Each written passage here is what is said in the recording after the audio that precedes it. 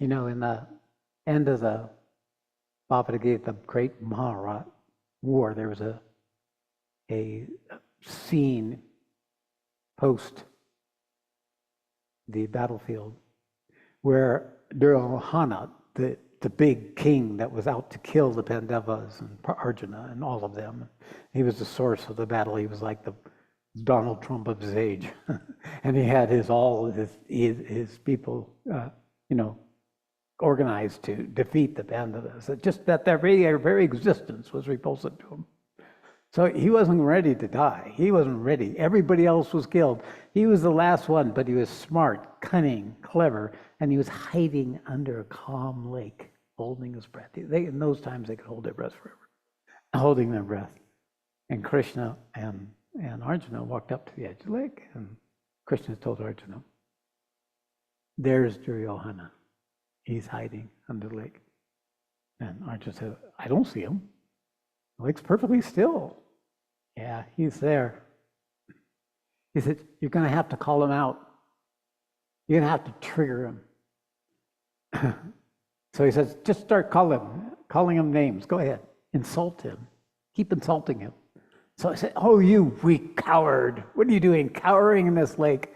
You who set up this whole lake have failed. Don't you realize you're a failure? You're a man." And that Duryodhana got angrier and angrier and angrier. And then he showed itself. And at that moment, Arjuna broke his thighs. Didn't kill him, broke his thighs. Now what does Duryodhana represent? The vital ego, the willful ego, the one that has to be right to the very end. That will not release its hold on you. It's not even yours. You get inhabited by it, or your parents, or someone else has it. And it's a resistance to have it anything else but what it wants, or the way it has it. Now it's Rajasic, obviously. We have our own passive version of this. The passive hostility that will remain in its negative hostility, their suppressed resentment, repressed and angry victimization, and the stories and the judgments. So there's vital ego, no matter if it's Rajasic or Tamasic or even Sattvic. And justification and rationalization of a Sattvic ego are impossible to penetrate because they don't hide. They're righteous.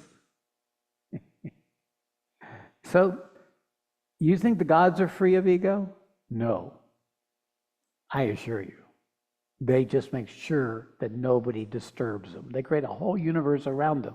So they preserve for forever in that ascendant Sattvic ego. It looks like permanence, but all it takes is a touch of the Supreme and it's a bubble popped. And they're back to where they were before. So it's not truth. So Duryodhana's legs being broken means he's still there. The vital force is still there, but it has no power to walk. It has no authority in one's life. It has no stand. It's in the resentment or the story or whatever, it's spinning up here, but it has no implementation capacity. So it's a lesson for all of us that even after the Mahabharata's over, that we'll constantly be encountering what's left in that vital ego that's still distorted by the adaptions of humanity throughout time. Sometimes brutal, sometimes the perpetrator, sometimes the victim, sometimes a man, sometimes a woman, sometimes the one that destroys the possibility of life, and sometimes one that preserves the possibility of life. So many lives have to be processed before we come to the point where we're ready to let go of it all. It's not something we do. It's something we bring as a possibility. No matter what your life is, and no matter how you have determined to be a better person, these may all be compensating instructions for that same Duryodhana in yourself that's still hiding out, looking for an opportunity to express itself.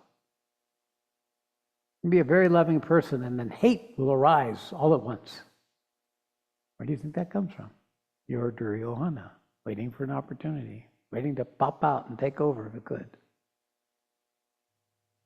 So you have to endlessly reclaim the territory of what you have met, endlessly meeting it as a process of continually being engaged in holding the opportunity, you wouldn't do this for yourself, but you would do it for humanity. Because there comes a time in your spiritual pathway, it's no longer about you.